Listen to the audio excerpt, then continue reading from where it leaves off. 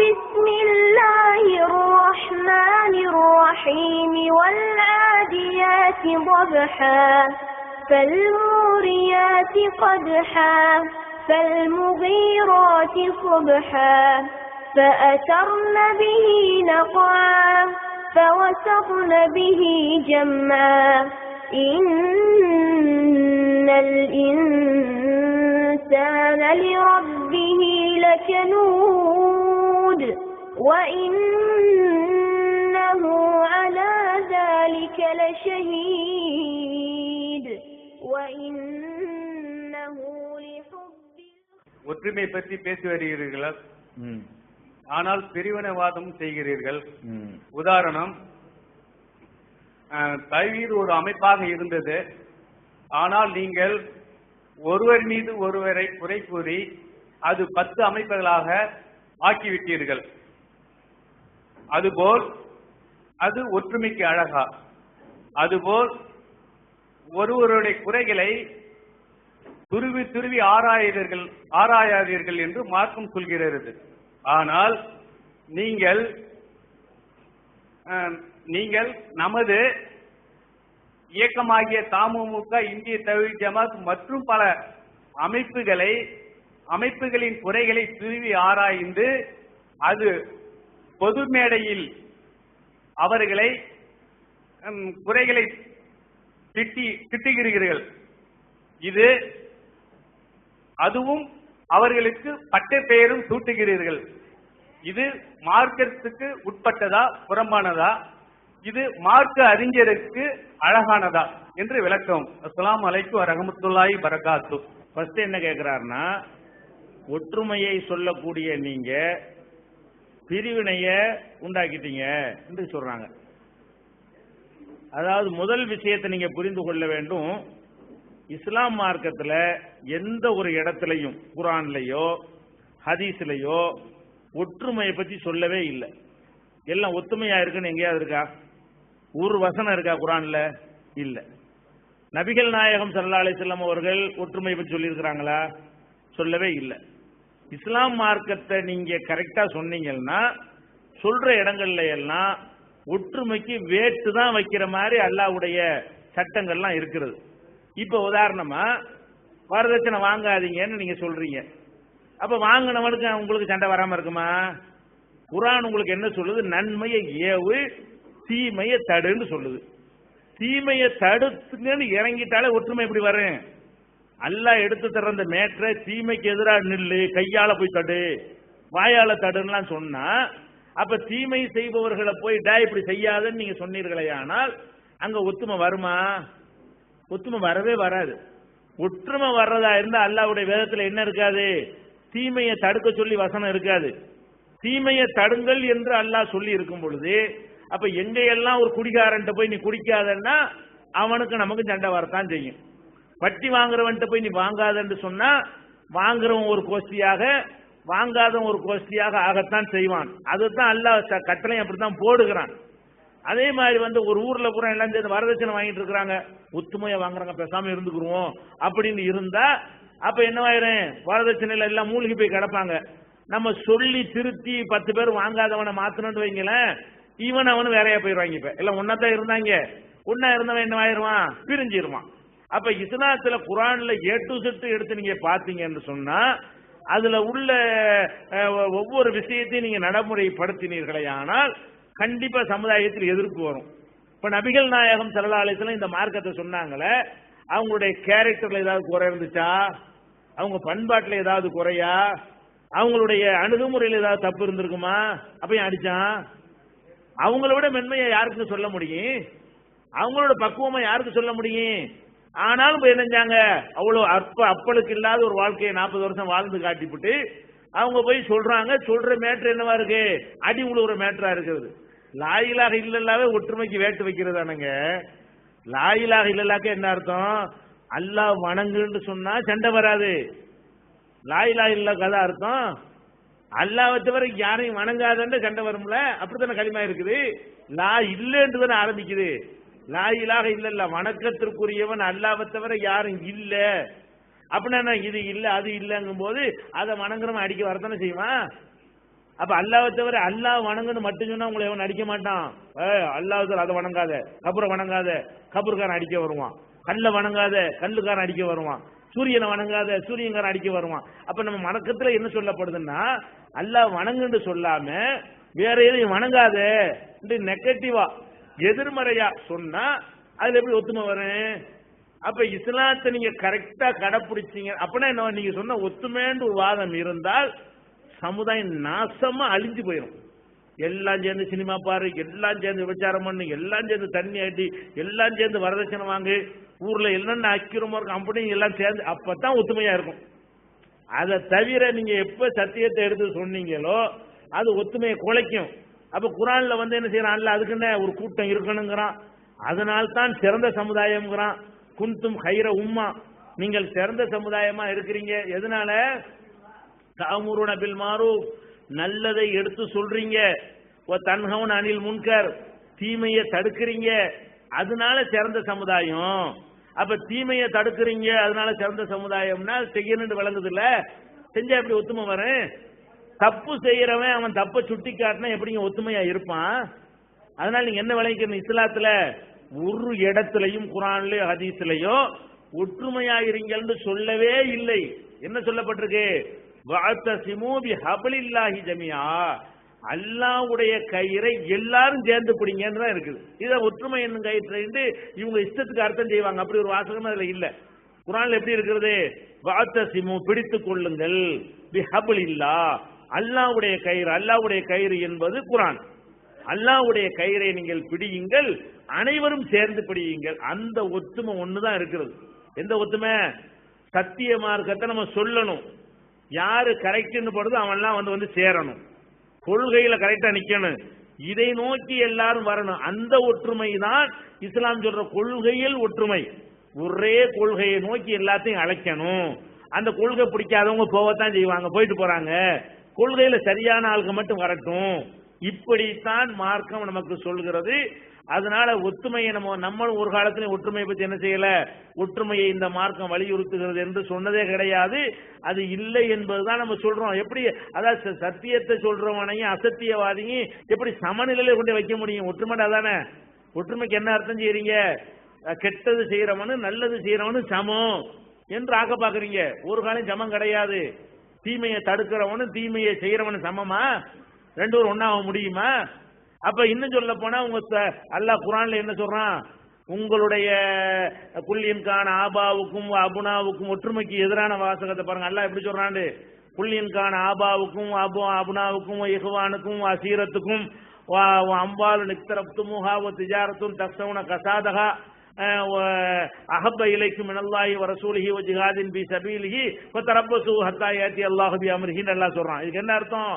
உங்களுடைய பெற்றோர்கள், உங்களுடைய சகோதரர்கள், உங்களுடைய பிள்ளைகள், நீங்க செய்யற வியாபாரங்கள், நீங்க செய்யற விவசாயங்கள், இதுகள் எல்லாம் அல்லாஹ்வை விட ரசூலோட பெருசா உங்களுக்கு தெரிந்தால் உங்களை வேதனைக்கு ரெடியா காத்துக்கிட்டு இருக்கீங்கிறான் அல்லாஹ். அப்ப என்ன செய்யறான்? அல்லாஹ் ரசூலுக்காக வேண்டி பாப்பாவை ஏத்து நில்லுங்கிறான். அல்லாஹ் ரசூலுக்காக வேண்டி புள்ளை ஏத்து நில்லுன்னு அல்லாஹ் சொல்றான். அல்லாஹ் ரசூலுக்காக வேண்டி சொந்த பந்தங்கள்லாம் ஏத்து நில்லுன்னு சொல்றான். அப்ப ஒத்துமை உழைக்க செய்யுது. இது அல்லாஹ் ரசூலுக்காக வேண்டி, மார்க்கத்துக்காக வேண்டி தந்தையையும் பகச்சிக்க, தாயையும் பகச்சிக்க, கொள்கைக்கு பக்கம் நில்லு. பாப்பா எதிரியா வந்தாலும் எதிரியா வந்துட்டு போறாரு. அப்ப இது எங்க ஒற்றுமை இருக்கு மார்க்கத்துல? இதை நம்ம முதல்ல இந்த ஒற்றுமைன்னு சொன்ன காரணத்தினாலதான் நம்ம திருந்தாம இருக்கிறோம். திருந்துவதுதான் மேட்ரு, ஒற்றுமை மேட்ரு கிடையாது. எல்லாம் திருந்துவோம், எதெல்லாம் தப்பு அத்தனை தப்ப விடுவோம். இப்படி நீங்க பிரச்சாரம் பண்ணி பார்த்தா இன்னும் கொஞ்சம் முன்னாடியே இந்த மக்கள் எல்லாம் தெரிஞ்சிருப்பாங்க. அவங்க என்ன நினைக்கிறாங்க, ஒத்துமையா நம்ம எல்லாம் தப்பு செஞ்சுட்டு போயிருவோமே அப்படின்றே சொல்லி சொல்லி ஒத்துமை இன்னும் பெரிய ஒரு சிறந்த ஒரு காரியம் மாதிரி சொல்லி சொல்லி கொடுத்து அவன் எவனும் தப்பு கூட மாட்டேங்கிறான். அவன் ஒத்துமை பரலுண்டு அவனை சொல்லி கொடுத்தான், தப்பா சொல்லி கொடுத்துட்டாங்க. அப்படிலாம் மார்க்கத்தில ஃபர்ஸ்ட் விலகி கொள்ள வேண்டும். அப்ப என்ன கேட்கறாங்கன்னா, நீங்க ஏன் பல துண்டா பிரிஞ்சிட்டீங்கன்னு கேட்கறாங்க. நம்ம தௌஹீதுக்கு முன்னாடி நம்ம எல்லாம் ஒன்னா இருந்த மாதிரி, நம்ம வந்த பிறகு நிறைய பிரிஞ்ச மாதிரி என்ன செய்யறாங்க சொல்றாங்க. இதுவும் தவறான கேள்விதான். ஏன்னு கேட்டா, நம்மளை விட்டுருவோம். நபிகள் நாயகம் ஸல்லல்லாஹு அலைஹி வஸல்லம் அவங்க ஒரு சமுதாயத்தை உருவாக்குனாங்கல்ல, அது ஏன் பிரிஞ்சு? நம்ம சாதாரண மனிதர்கள் உண்டாக்குன இயக்கம் தமிழ்நாடு தௌஹீத் ஜமாத் ரசூலுல்லாஹ்வுடைய இயக்கமா? நம்ம உண்டாக்குன ஒரு இயக்கம் வழங்குதா? அதுல பிரிகிறது பெரிய ஆச்சரியமானது இல்லை. நபிகள் நாயகம் ஸல்லல்லாஹு அலைஹி வஸல்லம் உண்டாக்குன உம்மத்து தான் யாரு? சஹாபாக்கள். அவங்களோட நேரடி வார்ப்பு, நேரடி பயிற்சி, நேரடியாக உருவாக்கப்பட்டவர்கள். அப்ப நபி ஸல்லல்லாஹு அலைஹி வஸல்லம் மௌத்தா போன பிறகு அவங்களுக்குள்ள யுத்தம் செய்கிற அளவுக்கு ரெண்டா போனாங்க. அதுக்கு என்ன கேள்வி கேட்பீங்க? இதே மாதிரி கேட்கறதா இருந்தா அப்ப முஆவியா ரலியல்லாஹு அன்ஹு அவங்களும் சஹாபி தான், ரசூலுல்லாஹ்வுடைய மச்சினவர். அலி ரலியல்லாஹு அன்ஹு ரசூலுல்லாஹ்வுடைய மருமகன். யார் ஆட்சியில இருப்பது என்பதற்கு சண்டை. இவரும் ஆயுதம் தூக்கி படை திரட்டிட்டு போறாரு, அவரும் படை திரட்டிட்டு வர்றாரு. இவங்க அவங்கள வெட்டுறாங்க, அவங்க இவங்கள வெட்டுறாங்க. இங்கேயும் சஹாபாக்கள் கொல்லப்படுறாங்க, அங்கேயும் சஹாபாக்கள் கொல்லப்படுறாங்க. அப்ப இதை பார்த்துக்கிட்டு இன்னும் பெரிய ரசூலுல்லாஹ் வந்தாரு, பெரிய அவங்கள அடிச்சுக்கிட்டாங்கன்னு கேட்க வேணுமா? இது எதை காட்டுகிறது? யாரு உண்டாக்குனதா இருந்தாலும் இதெல்லாம் நடக்கும். அங்கே நடந்தா நீங்க உண்டாக்குன்னு நடக்காது சொல்ல முடியுமா? நாங்க எங்க சொன்னோமா தௌஹீத் ஜமாத் பிரியவே செய்யாதுன்னு சொன்னோமா? இன்னும் பிரியலாம். அதல்ல மேட்ரு. எது சரின்னு பாருங்க. 4 துண்டா பிரிஞ்சுன்னு சொன்னா இந்த 4ல எது சரி அதை சிந்திக்கணுமே தவிர பிரியாதுன்னு யாருக்காவது கேரண்டி கொடுக்க இயலுமா? ஆயிஷா நாயகி அலி ரலியல்லாஹு அன்ஹு யாரு? ஒன்னு ரசூலுல்லாஹ்வுடைய மனைவி, நமக்கெல்லாம் தாய். ஒன்னு ரசூலுல்லாஹ்வுடைய மருமகன். அப்ப அவங்க 2 பேரும் எதுக்கு யுத்தம் செஞ்சுக்கிட்டாங்க? ஆயிஷா நாயகி தலைமையில படை விரட்டிட்டு போனாங்க. ஒட்டக போர் கேள்விப்பட்டிருக்கீங்களா இல்லையா? ஆயிஷா நாயகி தலைமையில ஒரு படை, அலி ரலியல்லாஹு அன்ஹு தலைமையில ஒரு படை. இங்கேயும் சஹாபி, அங்கேயும் சஹாபி, இங்கேயும் கொல்லப்பட்டாங்க, அங்கேயும் கொல்லப்பட்டாங்க. நம்ம எல்லாம் கொல்லலாம் போல இன்னும் நமக்குள்ள 4 தின நம்ம 4 திட்டுறோம், அவன் 4 திட்டு. இது இந்த அளவுல அவன் ரேஞ்சில் ஓடிக்கிட்டு இருக்கு. அங்கே என்ன நடந்திருக்கு? ரசூலுல்லாஹ் உருவாக்குன நம்ம ரசூலுல்லாஹ் அப்படி அர்த்தம் செஞ்சுக்க கூடாது. எதுக்கு இதை சொல்ல வர்றேன்னு கேட்டா, எந்த நபியுடைய தயாரிப்புக்கும் பிரிய மாட்டார்கள் கேரண்டி கிடையாது. நல்லா விளங்கிக்கணும். நபியுடைய தயாரிப்புக்கு கேரண்டி கிடையாது. நம்ம தயாரிப்புக்கு என்ன யார் கேரண்டி கொடுப்பாங்க? நபிகள் நாயகம் ஸல்லல்லாஹு அலைஹி வஸல்லம் உருவாக்கின உம்மத்தாக இருந்தாலும் அல்லாஹ் என்ன செய்வான்? பல மாதிரி ஆக்குவான். என்ன ஆகுதுன்னு பார்க்குவான். யார் கரெக்டான பாதையில போறான்னு சோதித்து பார்ப்பான். அதை வந்துகிட்டு அதனால இப்ப சஹாபாக்கள் அடிச்சுக்கிட்டனால ரசூலுல்லாஹ் சொன்ன சரியில்லைன்னு யாராவது சொல்லுவீங்களா? சஹாபாக்கள் வெட்டிக்கிட்டு குத்திக்கிட்டு இறந்து போனாங்க, அதனால அவங்களுடைய கொள்கை கோட்பாடு ரசூலுல்லாஹ் ஒண்ணுமே கரெக்டா செய்யலன்னு யாராவது சொல்ல முடியுமா? அவர் ரசூலுல்லாஹ் கையில கிடையாது. அது யார் உருவாக்கின ஒரு சமுதாயமா இருந்தாலும் இதுகள் எல்லாம் மனிதன். நம்ம எல்லாரும் மனிதன். இப்ப எனக்கு ஒரு சொந்த நோக்கத்துக்காக வேண்டி நான் 2 உடைக்க நினைக்குவேன். உங்களுக்கு ஒரு சொந்த நோக்கத்துக்காக வேண்டி நீங்க 2 உடைக்க நினைப்பீங்க. ஒரு இயக்காண்டு இருக்கும் பொழுது மக்கள் வளர்ந்துட்டாங்க. வளர்ற வரைக்கும் ஒன்னா இருப்பாங்க. எந்த இயக்கமா இருந்தாலும் ஓரளவுக்கு வளர்ந்த பிறகு பணம் காசுனா புழங்கின பிறகு மக்கள்கிட்ட செல்வாக்கு வந்த பிறகு ஒருத்தன் நினைக்குவான், இந்த செல்வாக்கை வச்சு நம்ம ஒரு எம்எல்ஏ ஆனா என்னன்னு ஒருத்தன் நினைக்குவான். இந்த செல்வாக்கை வச்சு நம்ம சில்லர் அடிச்சா என்னன்னு இன்னொருத்தன் நினைக்குவான். அது நானும் இருக்கலாம், நீங்களும் யாரா வேண்டாலும் இருக்கலாம். அப்ப அவன் என்ன செய்வான்? அப்ப இவங்களோட இருந்தவங்க எல்லாம் முட்டுக்கட்டை போட்டு இருக்கிறாங்களா, இதை விட்டு போனாதான் நம்ம செய்ய முடியும் ஒருத்தர் நினைக்கத்தான் செய்வான். இப்படி ஒவ்வொருத்தரும் பல விதமான நோக்கங்கள் கொண்டவர்களா இருக்கும் பொழுது அப்படி வெளியே போயிட்டு ஒவ்வொருத்தரும் கொள்கை வேஷம் போடுவார்கள். அது நாம போடுற கொள்கை வேஷமா இருக்கலாம், மற்றவங்க போடுற கொள்கை வேஷமா இருக்கலாம். நீங்க எடை போட்டு பார்த்து சிந்திச்சு யார் சரியா இருக்குன்னு புரிஞ்சுக்கலாம். கொஞ்சம் மூளையை செலவழிச்சோம் என்று சொன்னால் 4 பிரியட்டு 40 பிரியட்டு அந்த 4 40 எது சரின்னு விளங்க முடியுமா முடியாதா? நீங்க சிந்திச்சு பார்த்து விளங்கிற வேண்டியதான். அப்ப இப்படி எல்லாம் இப்ப 4 விதமா வந்ததுக்காக வேண்டி நீ சிந்திச்சு பார்க்க மாட்டியா? நாங்க இருக்கிறேன் ஏற்கனவே மதுஹப் அது இதுன்னு எத்தனை இது அத்தனையும் பிரிச்சு இது கரெக்ட்னு கண்டுபிடிச்சிய, இதை கண்டுபிடிக்க இயலாதா? சாபி ஹனபி எத்தனை வகையா இருந்தீங்க, அதுகளையெல்லாம் அலசி ஆராய்ச்சி தான் சரின்னு கண்டுபிடிச்ச உனக்கு உன் கண்ணு முன்னாடி 2 பிரிகிறாங்களே, எவன் பக்கம் கரெக்ட் இருக்குன்னு எடை போட முடியாது? யார் பக்கம் அதிக தப்புன்னு உனக்கு கண்டுபிடிக்க முடியாதா? யார் பக்கம் குறைந்த அளவுக்கு நன்மை இருக்குன்னு உனக்கு கண்டுபிடிக்க முடியாதா? அப்படி நல்லா கேட்க மாட்டானா? அதனால இந்த பிரிவினைகள் எல்லாம் நடக்கும் என்று இப்ப நீங்க 4 5 சொன்னார் அவர். தமுக தௌஹீத் ஜமாத் அப்படி சொன்னாரு. இன்னும் பிரியலாம், இன்னும் நடக்கலாம். அதெல்லாம் யாருக்கு கேரண்டி கிடையாது. தமிழ்நாடு தௌஹீத் ஜமாத் வந்து விட்டால் இது ஜென்மத்துக்கும் இது அப்படி ஒருத்தரும் போக மாட்டார்கள். போகவும் செய்வார்கள், விரட்டப்படவும் செய்வார்கள், ஒருத்தன் சரியில் தூக்கி போடவும் செய்வார்கள். அவன் சொந்த நோக்கத்தை அவன் போய் கொண்டும் இருப்பான். போய்கொண்டு புதுசாக அதை விட சிறந்த மக்கள் வந்து கொண்டும் இருப்பார்கள். ஒரு இயக்கம் என்று இருந்தால் வரவும் போகவும் இருப்பார்கள். அதுல அவங்கவுங்க கரெக்டா சீர்தூக்கி பார்த்து உங்க கடமை என்ன இப்படிலாம் இருக்காங்கன்னு குழம்பி போயிடாம, சரி இவங்க இதுல இந்த உள்ளதுல எது கொஞ்சம் கரெக்டா இருக்குது, இந்த இருக்கிறதுல என்னென்ன பேர்லாம் நீங்க சொன்னீங்கல்ல அந்த பேரெல்லாம் வச்சு இதுல எது உள்ளதுல பரவாயில்லை, எதுல இருந்தா நமக்கு நல்லது, எல்லாத்தையும் ஆதரிக்க கூடாது. வந்தவன ஆதரிச்சிட முடியுமா? ஒவ்வொருத்தரும் ஒரு நோக்கத்தை சொல்லிக்கிட்டு தான் வருவான். நீங்களே பார்த்தீங்கன்னு சொன்னா ஒரு அளவுக்கு 100% யாருக்கும் சொல்ல இயலாது. அது தௌஹீத் ஜமாத் சொல்ல இயலாது, யாருக்கும் சொல்ல இயலாது. 100% கரெக்டான இயக்கம் எதுவுமே கிடையாது.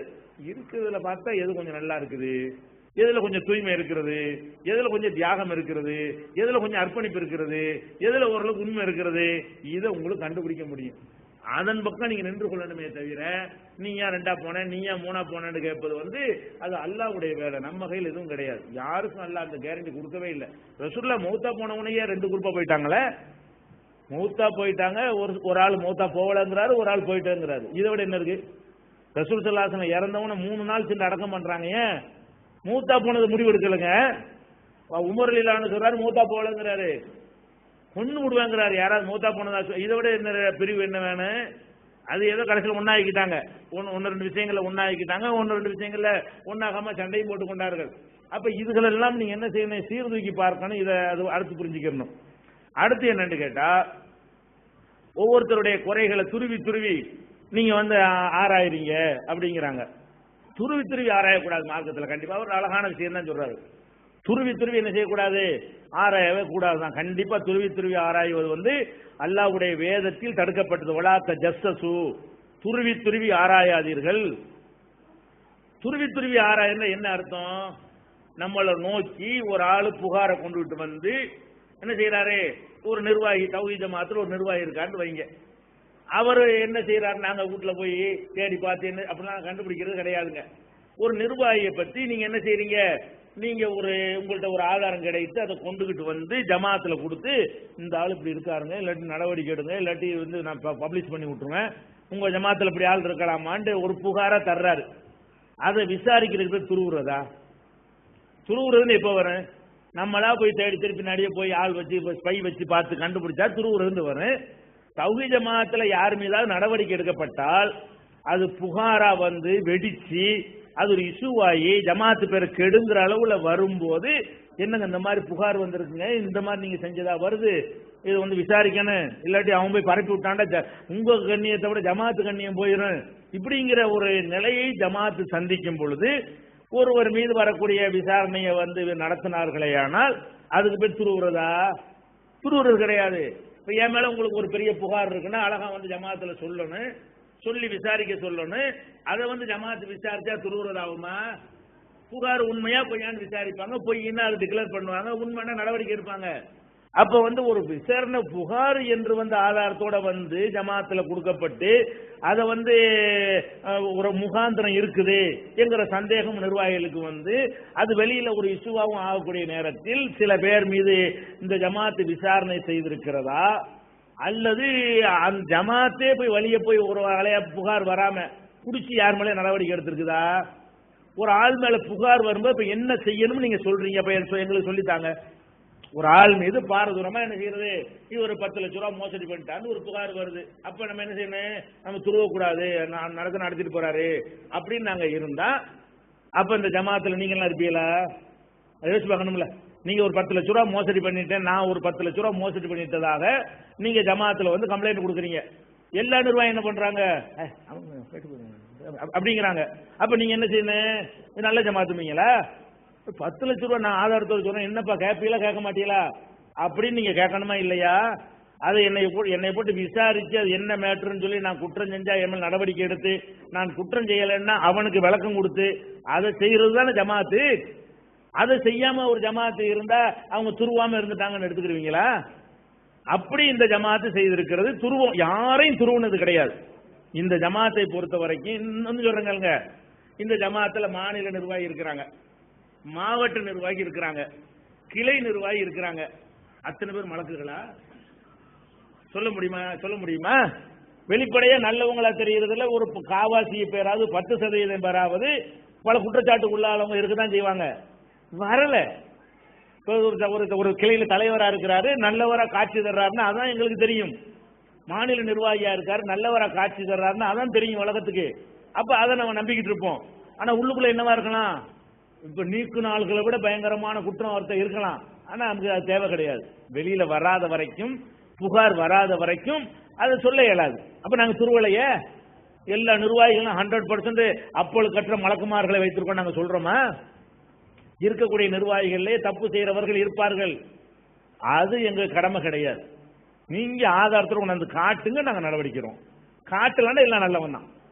காட்டாத வரைக்கும், புகார் வராத வரைக்கும் மனிதன்கிற முறையில் நாங்க என்ன முடிவு தான் எடுப்போம்? அனைவரும் நல்லவர்கள் தான். இதுதான், இப்படித்தான் ஜமாத் நடக்குது. நாங்க துருவல. அதே நேரத்தில் வெளிப்படையான சில தவறுகள், துருவுறது அல்ல, ஊரறிய உலகறிய ஒரு செய்தி நடக்கிறது, அதை வெளிப்படையா சொன்னா அதுக்கு பேர் துருவுறதா? மேடை போட்டு பேசுறது சொல்றாரு, மேடை போட்டு பேசுறதுலாம் அது ஸ்பை வச்சு கண்டுபிடிச்ச விஷயமா? இல்ல, வெளிப்படையாக. உதாரணத்துக்கு புரிந்து கொள்வதற்காக சொல்றேன். இந்த சுனாமின்னு ஒரு பிரச்சனை நடக்கிறது. இந்த சுனாமிக்காக வேண்டி மக்கள்கிட்ட வசூல் பண்றாங்க. இந்த வசூல் வெளிப்படையா பேப்பர்ல போட்டு ரகசியமா வசூல் பண்ணி நமக்கு ஒன்றும் தெரியலன்னு நம்மளும் சும்மா வந்துட்டு போயிடுவோம். எப்படி வசூல் பண்றாங்க? பேப்பர்ல போட்டு நிறைய இப்படி இவ்வளவு தந்தாங்கன்னு வரிசையா லிஸ்ட் போட்டுட்டே வர்றாங்க. என்ன செய்யறாங்க? அந்த சுனாமி நிதி வர்றதெல்லாம் போட்டுட்டு வர்றாங்க. தமுக சொல்றேன், அவங்க பத்திரிகையில சுனாமி ஊர்ல உள்ள வந்துச்சு ஒரு தொகையை கொண்டாந்து என்ன செய்யறாங்க? மொத்த தொகை எனக்கு ஞாபகத்துக்கு இல்ல, ஒரு தொகை ஒரு 50 லட்சத்துக்கிட்ட, 60 லட்சத்துக்கிட்ட ஒரு தொகை என்ன செய்யறாங்க? சுனாமியில இருந்து வசூல் பண்ணதுன்னு ஒரு தொகையை போடுறாங்க. என்ன சொல்லி விளம்பரம் பண்றாங்க? இந்த நிதியை கொண்டு சுனாமியில் பாதிக்கப்பட்டவர்களுக்கு வீடு கட்டி தருவோம். இதுதான் அவங்க போட்ட விளம்பரம். அப்ப இதை போட்டுக்கிட்டே வர்றாங்களா? சுனாமி நிதியும் நின்று போய் மக்கள்கிட்ட பேச்சே இல்லை. பார்க்குறோம் வசூலை மட்டும் போட்டாங்க, வீடு ஒருத்தரும் கட்டி கொடுக்கானாம. அப்ப வெளிப்படையா செஞ்சது இது, வெளிப்படையா பேப்பர்ல போட்டு செய்யறாங்க. வீடு கட்டி கொடுக்கலையே அப்படின்னு வரும்போது நம்ம என்ன செய்யறோம்? மக்களுக்கு நன்மை செய்வதற்காக வேண்டி இவ்வளவு பெரிய தொகை வசூல் பண்ணீங்களே, வீடு கட்டி கொடுக்குறேன்னு சொன்னீங்களே, அது என்ன எங்களுக்கு ஒன்று பகைக்காது நாங்க சொல்லல. அந்த வீடு எங்க? ஊர் வீடாவது கட்டி கொடுத்தீங்களா? வரவு மட்டும் கரெக்டா போட்டீங்க, செலவு எங்கன்னு ஒரு கேள்வி கேட்டோம். அவங்க என்ன செய்யல, கடைசி வரைக்குமே அந்த ஒரு வீடு கூட இன்னைக்கு வரைக்கும் கட்டி கொடுக்கல. இந்த தேதி வரைக்கும் கூட அந்த தொகையை கொண்டு ஒரு வீடு கூட கட்டி கொடுக்கல. அப்ப வீடு கட்டி கொடுப்பதாக வசூல் பண்ணி விட்டு ஒரு கல்யாண மண்டபத்தை கட்டி அப்ப சுனாமி பாதுகாப்பு மையம்னு சொல்லி அவங்களுடைய இயக்கத்துக்கு சொத்தா வச்சுக்கிட்டாங்க. ஒரு பெரிய கல்யாண மண்டபம் கட்டி வச்சிருக்காங்க. அது மக்களுக்கு ஒன்றும் அர்ப்பணிக்கல, அவங்க இயக்கத்தினுடைய சொத்தா இருக்கிறது. இதுக்காக வேண்டிய உங்களுக்கு ரூபாய் தந்தான்.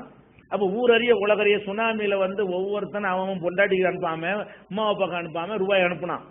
அவன் பொண்டாட்டிக்கு அனுப்புற ரூபாயை சுனாமிக்கு அனுப்புறான். எதுக்கு? வெளிநாட்டுல அவ்வளவு கஷ்டப்படுறவன் இந்த சுனாமியுடைய கோர தாண்டவத்தை பார்த்துட்டு அந்த மக்களுக்குன்னு கொடுத்தான எவ்வளவு கண்ணீர் வடிச்சு அவன் கொடுத்துருப்பான். அதை இவ்வளவு பெரிய இந்த காசுல இப்படி பண்றாங்கன்னு ஒரு கோபம் வர்றது தப்பா? அதை நாங்க மேடையில் என்ன இருக்கிறோம், ஏன் இந்த வாங்கினியை கொடுத்தியான்னு கேட்டா நாளைக்கு செய்ய மாட்டான். இந்த கேள்வி கேட்ட சகோதரர் சுனாமியில பாதிக்கப்பட்டவரா இருந்தார்னு வைங்க, அப்ப இந்த கேள்வி நியாயமா அவருக்கு படமாப்படாதா? இந்த கேள்வி கேட்ட சகோதரர் சுனாமி பாதிச்ச ஒரு ஏரியாவை சேர்ந்தவரா இருந்து அவரும் இழந்திருந்தாருன்னு சொன்னா நமக்கு தராம தின்ட்டாங்கன்னு நினைப்பீங்களா இல்லையா? உங்க உணர்வை நாங்கள் பிரதிபலிக்கிறது மேடை போட்டு தாக்குறது என்னது? நாங்க தாக்கிட்டோம். வெளிப்படையாக உழவு வச்சு துருவி கண்டுபிடிச்ச விஷயம் அல்ல இது. வெளிப்படையா ஓப்பனா அவங்க போட்ட ஸ்டேட்மெண்ட் வச்சுதான் கேட்கிறோம். இது தப்பா? இது மாதிரி சில விஷயங்கள் ஒரு வெளிப்படையா என்ன செய்யறாங்க? ஒரு அரசு ஓட்டு கேட்க போறாங்க, ஒரு சாமியார் காலில் விழுந்து ஆசி வாங்குறாங்கன்னு பேப்பர்ல படம் போடுறான். கோபம் வருது நமக்கு. நீ தலைவனா இருந்து இப்படி செஞ்சீங்கன்னா சாதாரண மக்கள் போய் காலில் விழுவாங்களா? எப்படி நம்ம கண்டிக்கிறது? நீங்க ஒரு சமுதாய தலைவர்களா இருக்கிறீங்களே இப்படின்னு கேட்டா இது எதுக்கு இதை கேட்கறோம்? நாளைக்கு செய்யக்கூடாதுங்கிறதுக்காக வேண்டி அதை பார்த்து 4 பேர் முன்மாதிரி ஆக்கி மக்கள் கெட்டு போயிடக்கூடாதுங்கிறதுக்காக செய்யறோம். இப்படி சில விமர்சனங்கள் நாங்க பண்றோம், எங்களையும் பண்றாங்க, நல்லா பண்ணிக்கிறது. ஆனா நம்ம என்ன செய்யறோம்? ஆதாரத்தோட பண்ணுகிறோம், திருந்திக் கொள்வதற்காக பண்ணுகிறோம். அதே மாதிரி அவர்களும் மற்றவங்களும் பண்ணாமையா இருக்கிறாங்க. ஆனா நம்ம பண்ணுவதற்கு என்ன வித்தியாசம் என்று கேட்டால், நம்ம எதை சொன்னால் நிரூபிக்க தயார், அதாவது நிரூபிக்க முடியும் என்று பொறுப்பேற்றுக் கொண்டு செய்கிறோம். மற்றவங்க நிரூபிக்க முடியாத விஷயங்கள்லாம் என்ன செய்வாங்க? பரப்பிக்கிட்டு இருப்பாங்க. அதனால இதெல்லாம் மார்க்கத்துல தப்பு கிடையாதுங்க. ஒருத்தருடைய தவறை சொல்வது என்பது இப்ப ஹதீஸ்ல லைஃப் செய்கின்னு சொல்றோம். அறிவிப்பாளர்லாம் குறை சொன்னா தான் லைஃப் ஆகும். இவர் பொய்யரு, இவர் சரியில்லைன்னு சொல்றோம். இதை பகைக்க நம்ம சொல்றோம். அவர் சரியில்லைன்னு சொன்னா தான் தவறான செய்திகளை களை எடுக்க முடியும், நல்ல செய்திகள் மக்களுக்கு போய் சென்றட முடியும். அந்த மாதிரி ஒரு நோக்கத்துக்காக வேண்டி ஒரு நன்மையை நாடி ஒருவருடைய குறைகளை சொல்வது மார்க்கத்தில் அனுமதிக்கப்பட்டதுதான். உங்கள்கிட்ட ஒருத்தர் பொண்ணு கொடுக்கணுங்கிறக்கா அவங்கள்ட்ட கேட்கிறாரு, அப்துல் காதர் தெரியுமான்னு கேட்கிறாரு. அவர் பொண்ணை கொடுக்கறதுக்காக வேண்டி அப்துல் காதர் குடிக்காரன்னு உங்களுக்கு தெரிகிறது. உங்க கடமை என்ன? அம்மாடி கொடுத்துக்காதிய குடிக்காரன்னு சொல்லணுமா இல்லையா? நான் யாரு குறையும் சொல்ல மாட்டேன்னு சொன்னா குடிகாரனுக்கு பொண்ணை கொடுத்துட்டா என்ன பண்றது? அப்புறம் அவன் ஒருத்தன் பாதிக்கப்படுறாங்க போது காப்பாத்தணுமா இல்லையா? பாதிக்கப்படாத விஷயம்னா நீங்க சும்மா இருந்துடலாம். உங்கள்கிட்ட ஒரு நண்பர் கேட்கிறாரு, என் கடையில இந்த இப்ராஹிம கேசியரா இப்ராஹிம் இறந்த வச்சுக்கிற உதாரணத்துக்கு யாரா இப்ராஹிம் இருந்து என்னை தான் சொல்லிட்டு கூடாது. இப்ராஹிமை கேசியரா வைக்கலாமா அப்படின்னு உங்கள்கிட்ட வந்து ஒருத்தர் கேட்கிறாரு. உங்களுக்கு தெரியும் இப்ராஹிங்கிற ஒரு ஃப்ராடுன்னு தெரியும். உதாரணமா இப்ராஹிம் ஃப்ராடுன்னு உங்களுக்கு தெரிகிறது. நீங்க என்ன சொல்லணும்? உங்க கடமை என்ன? கேசியரா வச்சேன்னா கடகாலி சொல்லணுமா இல்லையா? நீங்க என்ன செய்றீங்க? நாம யாரையும் குறை சொல்லக்கூடாதுன்னு சொல்லிட்டு பரவாயில்ல வச்சுக்கிறீங்கன்னா அவன் பிச்சைக்காரனா போயிடுவான் இல்லைங்க. இப்ப ஒருத்தன் நம்மள்ட்ட ஆலோசனை கேட்டுட்டான்னு சொன்னா அவனுக்கு மக்கள் சொல்லணுமா இல்லையா? அப்ப மக்கள் நான் பித்ரான்னு வசூல் பண்றாங்க, ஏழைகளுக்கு கொடுக்கறதுக்காக வசூல் பண்ணி கொடுக்கலன்னு சொன்னா அப்ப அந்த ஏழை மக்களுக்கு கிடைக்க மாட்டேங்குதா இல்லையா? இந்த மாதிரி விஷயத்துல நாங்க செய்யறோம். அவங்க கட்சிக்குன்னு வசூல் பண்ண தின்னுட்டாங்கன்னு என்னைக்காவது கேட்டோமா? அது ஒரு இயக்க தமுக வேற எந்த இயக்கமும் எடுத்துக்கிறங்க, அவங்க இயக்கத்துக்கு எவ்வளவு வசூல் பண்றாங்க, அந்த பணம் என்னாச்சு நம்ம என்னைக்காவது கேட்டோமா? அது எங்களுக்கு தேவையில்லை. இயக்கத்துக்கு கொடுத்தான், இயக்கம் என்ன வேணாலும் செய்வாங்க, அது திண்டா என்ன திங்காட்டி என்ன எங்களுக்கு என்னங்கிறேன். அந்த கட்சிக்குன்னு கொடுத்தான், அதை நாங்க கேட்க மாட்டோம். சுனாமிக்குன்னு பித்ராவுக்குன்னு குர்பானிக்குன்னு கொடுத்தா கொடுக்கணுமா இல்லையா? உங்க இயக்கத்துக்கு தரல இல்ல, எங்களுக்கு இயக்கத்துக்கு சௌகரியம் மாத்துக்கணும், அந்த கணக்கில் வெளியிட்டு இருக்கிறோம். அதை நாங்க எந்த காலத்திலும் கேட்க மாட்டோம். எதை கேட்போம்? பித்ராண்டு தந்தா பித்ராவுக்கு கொடுத்தியா, சுனாமினா சுனாமி கொடுத்தியா அப்படின்னு எதை வந்து வெளிப்படையா மக்கள்கிட்ட சொல்லி வாங்குறீங்களோ அது கொடுக்கப்படாவிட்டால் அதை கேட்கிற கடமை நமக்கு இருக்குதா? இது மாதிரி சில விஷயங்களை நாங்க கேட்டிருக்கவே தவிர வேற என்ன நாங்க செஞ்சிட்டோம்? அப்படி இருந்தாலும் வரம்பு மீறி மனிதர்கள் நம்மள்ட்ட உள்ள சில பேச்சாளர்கள் கூட குறைய சொல்லியிருப்பார்களே, ஆனால் அதை சுட்டி காட்டுங்க, அவங்களுக்கு அட்வைஸ் பண்றோம். முன்ன பின்ன சொன்னவங்க இருக்கலாம். அப்படி இருந்தாங்கன்னா யார் முன்ன பின்ன சொன்னா என்ன சொன்னாங்கன்னு எங்க கவனத்துக்கு கொண்டு வாங்க. நாங்களே கூட சொல்லியிருந்தா எங்க கவனத்துக்கு கொண்டு வாங்க, மாத்தி கொள்ளுகிறோம். புனை பெயர் சொல்லி திட்டுறாங்க அப்படிங்கிற மாதிரி சொல்றாங்க, அது திட்டி இருக்கலாம். சில பேர் என்ன செய்யலாம், புனை பெயர்களை சொல்லி திட்டுறாங்கன்னா திட்டும் போதே அதை கண்டிச்சும் இருக்கிறோம். அது வந்து நீங்க அது மாதிரி என்ன புனை பேர் சொன்னாங்கன்னு இதெல்லாம் வந்து நீங்க ஒரு போஸ்ட் கார்டு போட்டா கூட நாங்க திருத்திக்கிடுவோம். யாராவது இப்படி சொல்லியிருந்தாங்கன்னா அது மார்க்கத்தில் அனுமதி இல்லாத விஷயமா இருந்தா இந்த மாதிரி வார்த்தையெல்லாம் பயன்படுத்தாதீங்க. எங்க மக்களுக்கு நாங்க என்ன செய்வோம், அட்வைஸ் சொல்லிடுவோம். அது ஒன்றும் தப்பு கிடையாது. தவறாக சொல்லியிருக்கலாம், புனை பெயர் சொல்லி எல்லாம் திட்டாமல இருக்க மாட்டாங்க, இருந்திருப்பாங்க. அது என்ன புனை பெயர், யாரை பத்தி சொன்னாங்கன்னு ஒரு கார்டை போடுங்க, யாருங்கிறதையும் போடுங்க, விவரத்தோட போடுங்க. அவருக்கு அறிவுரை சொல்லி நிறுத்திக்கிறோம், நியாயப்படுத்திட்டு இருக்க மாட்டோம். தப்புன்னு ஒத்துக்கொள்வோம். ஆனா சரியானதை வந்து நம்ம சொல்லத்தான் செய்வோம். அல்லாஹ்